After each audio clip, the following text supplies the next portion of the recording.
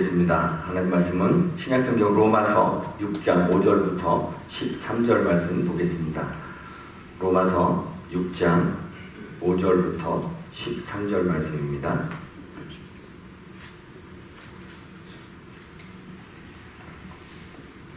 로마서 6장 5절부터 13절 말씀입니다. 246페이지에 있습니다. 한 절씩 교독합니다. 제가 먼저 읽겠습니다. 마지막 절 같이 읽습니다. 만일 우리가 그의 죽으심과 같은 모양으로 연합한 자가 되었으면 또한 그의 부활과 같은 모양으로 연합한 자도 되리라. 우리가 알거니와 우리의 옛사람이 예수와 함께 십자가에 못 박힌 것은 죄의 몸이 죽어 다시는 우리가 죄에게 종노릇하지 아니하려 함이니 이는 죽은 자가 죄에서 벗어나 의롭다 하심을 얻었음이라. 만일 우리가 그리스도와 함께 죽었으면 또한 그와 함께 살 줄을 믿노니 이는 그리스도께서 죽은 자 가운데서 살아나셨음에 다시 죽지 아니하시고 사망이 다시 그를 주장하지 못할 줄을 알미로라. 그가 죽으심은 죄에 대하여 단번에 죽으심이요 그가 살아계심은 하나님께 대하여 살아계심이니 이와 같이 너희도 너희 자신을 죄에 대하여는 죽은 자요 그리스도 예수 안에서 하나님께 대하여는 살아있는 자로 여길지어다. 그러므로 너희는 죄가 너희 죽을 몸을 지배하지 못하게 하여 몸의 사욕에 순종하지 말고 같이 있습니다. 또한 너희 지체를 불의의 무기로 죄에게 내주지 말고 오직 너희 자신을 죽은 자 가운데서 다시 살아난 자같이 하나님께 드리며 너희 지체를 의의 무기로 하나님께 드리라. 아멘.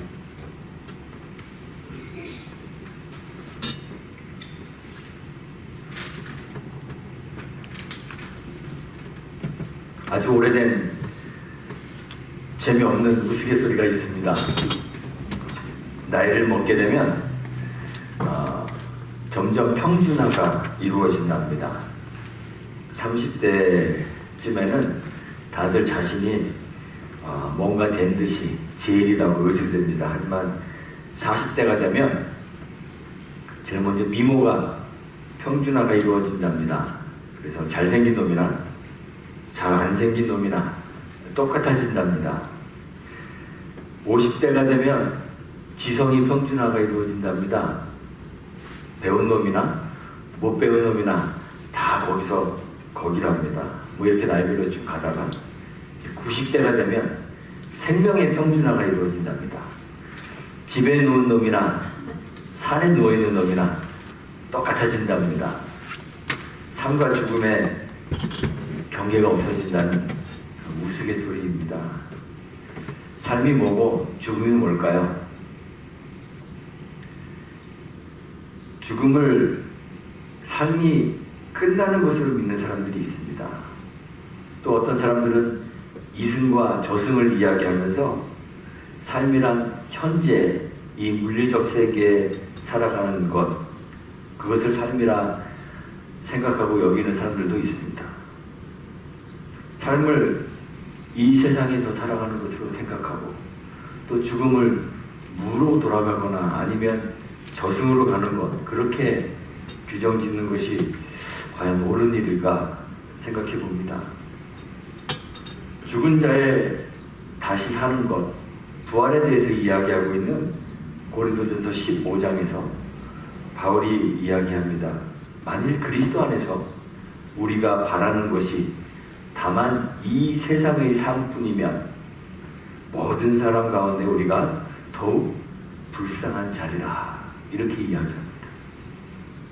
바울은 삶을 이 세상, 즉 현재의 물리적 세계에서의 삶만으로 정의 내리고 있지 않습니다. 이 세상에서의 삶만이 아닌 우리가 지금 경험해보지 못한 또 다른 더 크고 더 넓은 의미의 삶과 세계가 있다고 바울은 그렇게 이야기하고 있습니다. 살고 죽는 것을 이 세상에서 우리의 눈으로 확인할 수 있는 그런 세상에서의 삶 가지고만으로는 정의 내리고 판단할 수 없다는 그러한 이야기입니다. 성경은 오히려 이 세상에서의 삶은 삶 전체에 비해서 아주 작은 일부분이라고 이야기합니다. 잠깐에 불과하다고 이야기합니다. 세상은 아주 잠깐일 뿐이고 그 뒤에 참되고 영원한 삶과 세계가 기다리고 있다고 성경이 이야기해주고 있습니다. 정말 살아있다는 것은 이 세상에서 숨쉬고 움직이고 살아있는 것을 말하는 것이 아니라 영원을 사는 것입니다.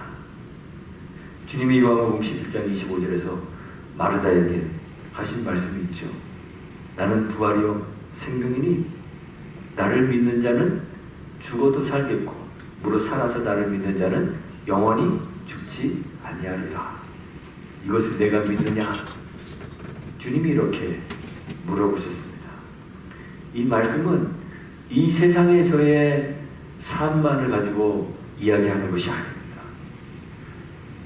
바로 그 참된 영원한 삶에 대해서 주님이 이야기하고 있는 것입니다. 주님이 마르다의 오라비인 나사로를 죽음에서 살리셔서 이 물리적 세계 안으로 다시 들어오게 하셨습니다. 그런데 그것이 주님이 말씀하신 삶 전부는 아닙니다. 죽은 지 사흘이나 지나서 썩은 냄새가 풀풀 나는 진동하던 나사로가 살아서 일어나 무덤 밖으로 나왔을 때 그의 자매였던 마르다나 마리아가 얼마나 기뻤겠습니까? 죽었다가 살아난 사람이 성경에 또 있습니다. 여러 명 있습니다. 해당장 야이로의 딸이 죽었다가 살아났습니다. 이 야이로의 딸은 12살이었어요. 얼마나 이뻤겠습니까? 12살짜리 딸. 저도 딸이 있는데요. 정말 딸이 이쁩니다. 남들은 안 이쁘게 볼지 몰라도 저한테는 되게 이쁩니다. 눈에 넣어도 아프지 않을 것 같은 12살짜리 딸이 죽음의 문턱을 넘어갔습니다. 얼마나 가슴이 아팠을까요? 그런데 그 딸이 다시 살아 돌아왔습니다. 저승으로 갔던 야이로의 딸이 이승으로 다시 돌아왔습니다. 부모가 얼마나 기뻤겠습니까? 그런데 그 엄청나게 기쁜 그 사건이 우리에게 주는 직접적이고 실제적인 유익이 있습니까? 엄청나게 기쁘고 흥분되기는 하지만 실제적으로 우리에게는 마음의 만족감 외에는 어떤 아무런 다른 유익을 가져다 주지 않습니다. 그 기쁨이 그렇습니다. 우리는 그런 기쁨을 많이 경험합니다. 각종 스포츠를 보면 열성 팬들이 있습니다. 이 스포츠 팬들의 열성은 정말 대단합니다. 경기마다 따라다니는데 심지어는 다른 나라까지 따라가서 관전하고 응원합니다.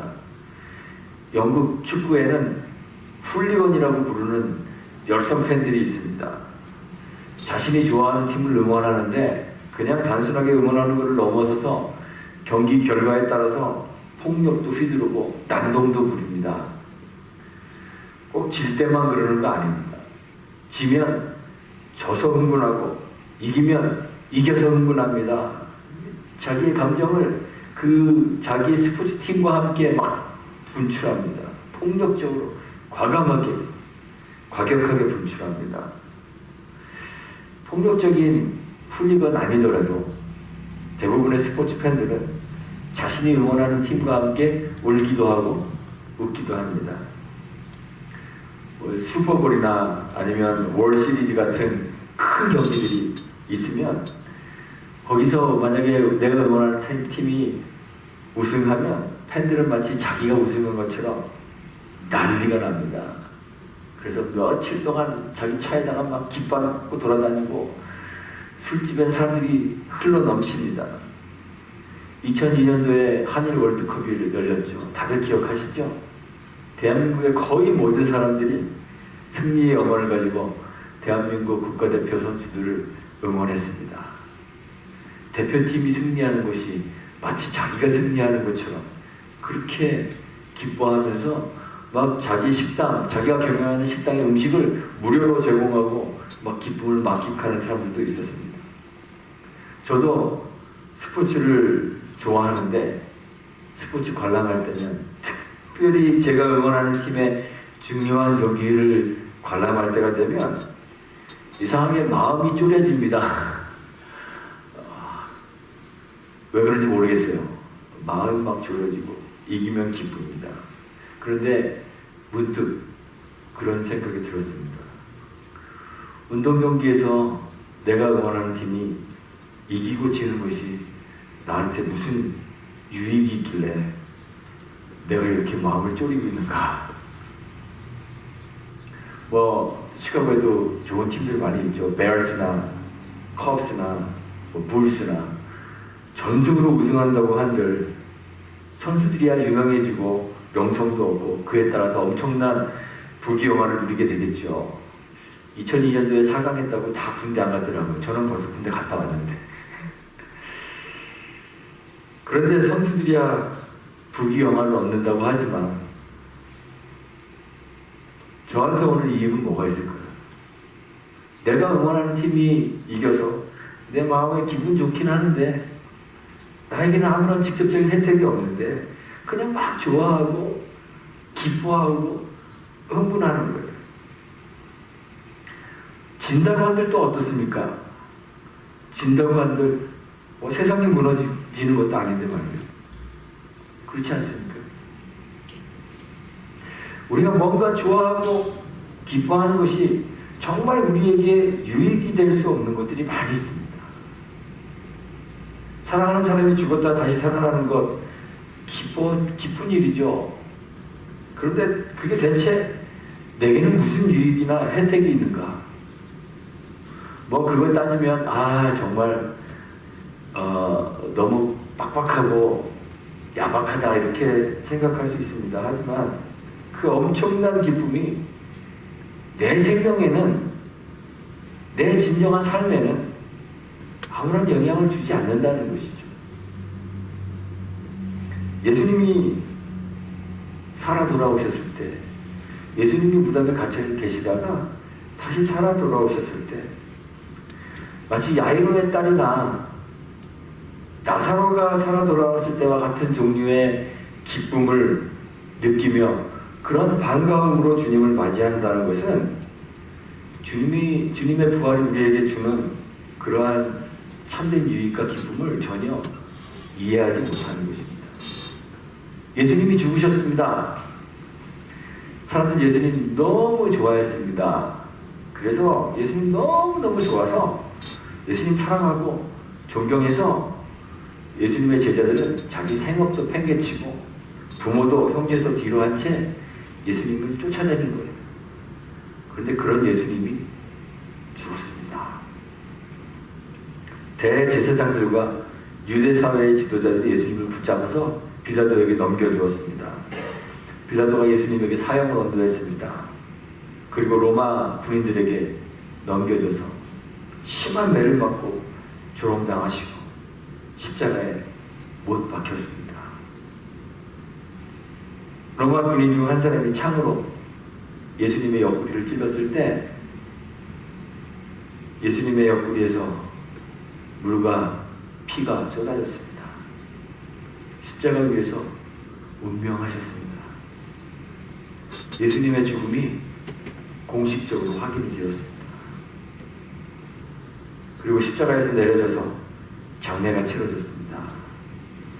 니고데모가 가져온 100리트라 약 30kg이 넘는 몰약과 침향 섞은 향품을 예수님의 시신에 바르고 세마포로 잘 싸서 아리마니 사람 요셉이 자기를 위하여 새로 만든 동산 안에 있는 무덤에 예수님을 장사했습니다.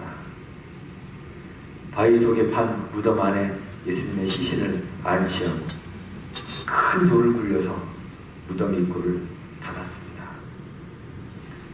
그런데 죽어 무덤에 장사된 지 3일이 지났을 때 예수님이 살아 돌아오신 거예요.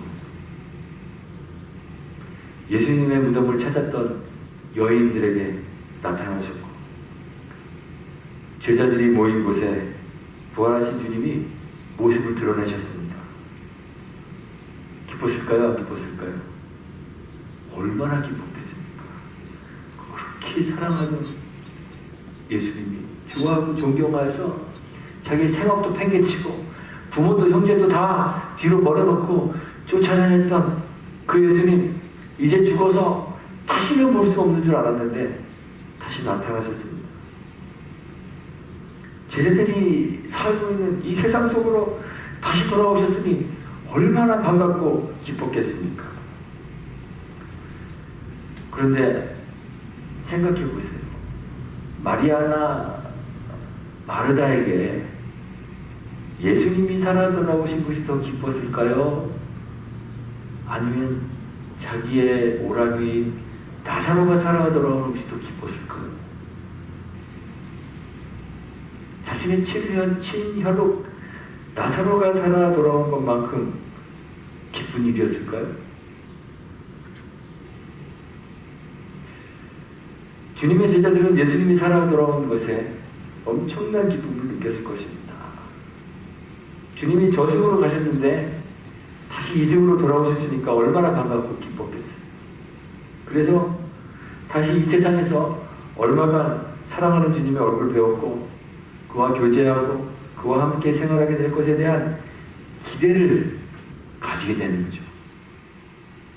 예수님이 승천하시기 전에 예루살렘 근처에 모여있는 제자들에게 나타나셔서 그들과 함께 계실 때 제자들이 예수님에게 묻습니다. 제자들은 예수님의 부활이 저승으로 갔던 예수님이 이승으로 돌아온 것으로 그렇게 생각하는 거예요. 이 세상의 귀환으로 이해하고 있었던 거죠. 그래서 예수님에게 물어요.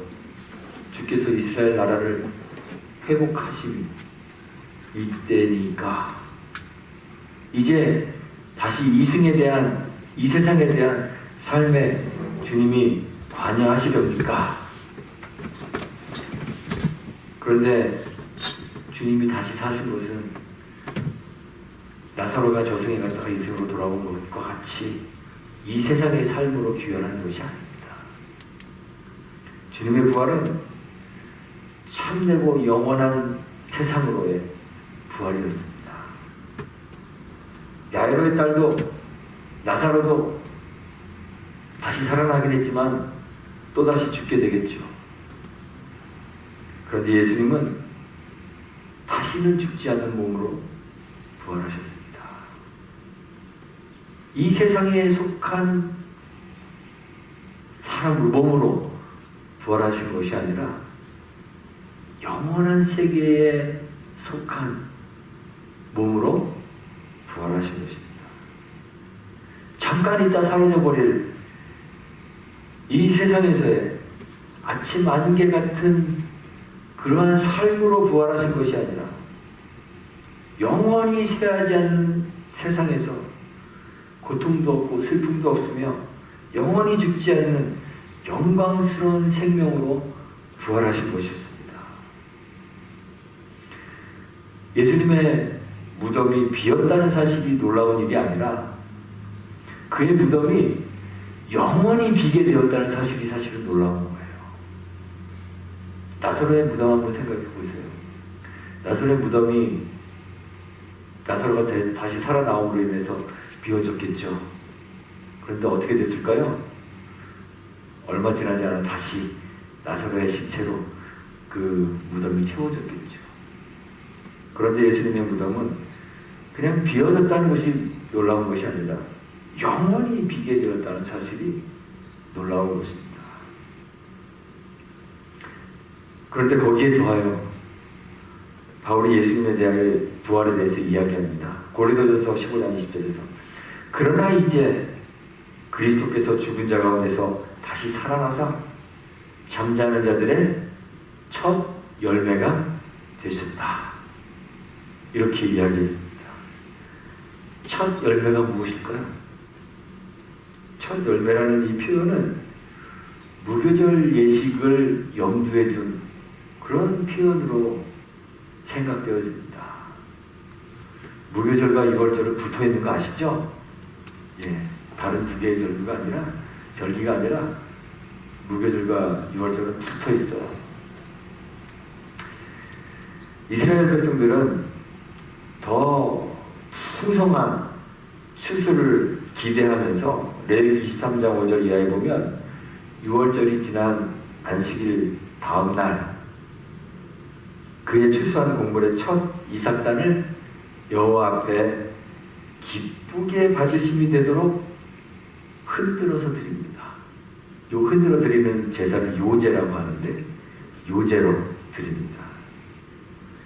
주님이 유월절이 지난 안식 후 첫날에 부활하시죠. 그래서 잠자는 자들의 첫 열매가 되셨다는 것입니다. 더 풍성하고 더 많은 생명의 추수, 주 안에 있는 주님의 백성들의 그 부활을 보증해주는 그러한 사건인 것입니다. 예수께서는 십자가에서 죽으실 때 우리의 죄를 대신 지시는 대속의 죽음을 주셨습니다. 그래서 주님이 죽으실 때 우리도 주님과 함께 죽게 하시고 또 잠자는 자들의 첫 열매로 부활하셔서 우리도 주님과 함께 참되고 영원한 삶으로 부활하도록 그렇게 만들어 두신 거예요. 그래서 바울이 자신에 대해서 고백하기를 나는 그리스도와 함께 십자가에 못 박혔습니다. 그런데 내가 죽은 것이 아닙니다. 지금 살아있습니다. 내가 살아있는 것은 하나님 아들을 믿는 믿음 안에서 살게 된 것입니다. 이렇게 갈라디아서 2장 20절에서 고백했죠.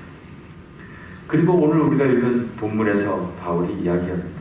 만일 우리가 그의 죽으심과 같은 모양으로 연합한 자가 되었으면 또한 그의 부활과 같은 모양으로 연합한 자도 되리라 그랬습니다. 8절에 보면 만일 우리가 그리스도와 함께 죽었으면 또한 그와 함께 살 줄을 믿는다 이야기했습니다. 왜냐하면 그리스도께서 죽은 자 가운데서 살아나셨으므로 그리고 그리스도의 부활이 유한한 이 세상에서의 부활이 아니라 영원한 세상에서의 부활이기 때문에 다시 죽지 아니하고 사망이 다시는 그를 주장하지 못할 줄을 바울이 알기 때문이다 그랬습니다.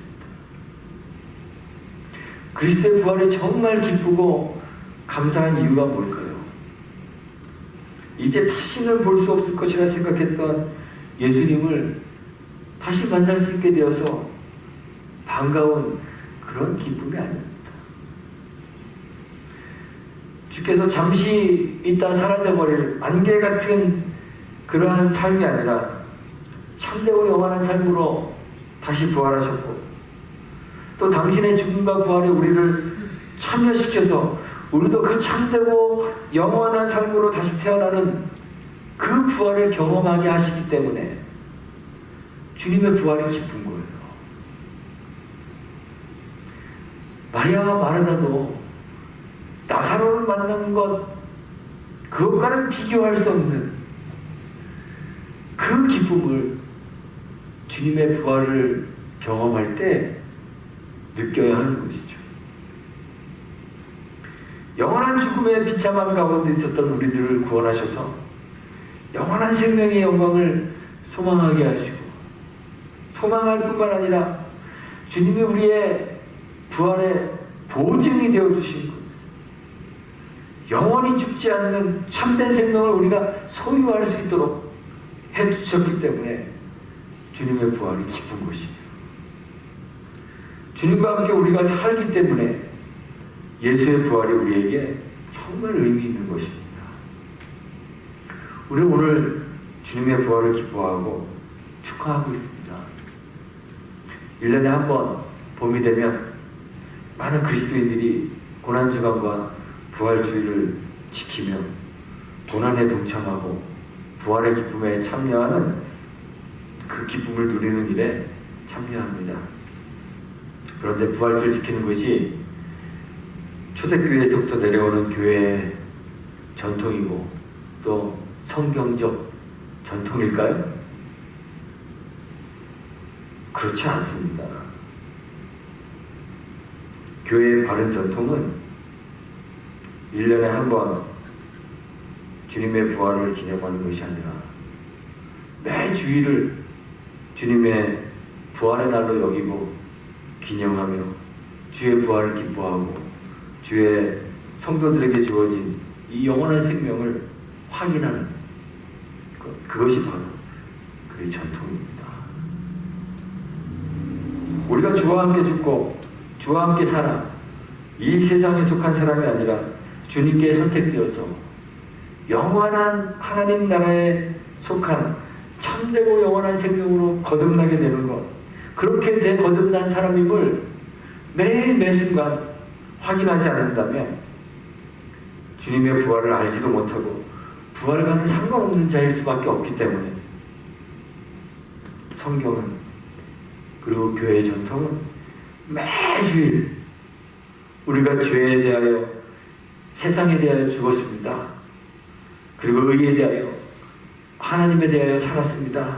이 사실을 확인하고 고백하고 기뻐하는 거예요. 주와 함께 영원한 하나님 나라의 백성으로 다시 살아난 사람들이, 그 사람들만이 주님의 부활을 참으로 기뻐할 수 있는 것이죠. 주님과 함께 다시 사셨습니까? 살아나셨습니까?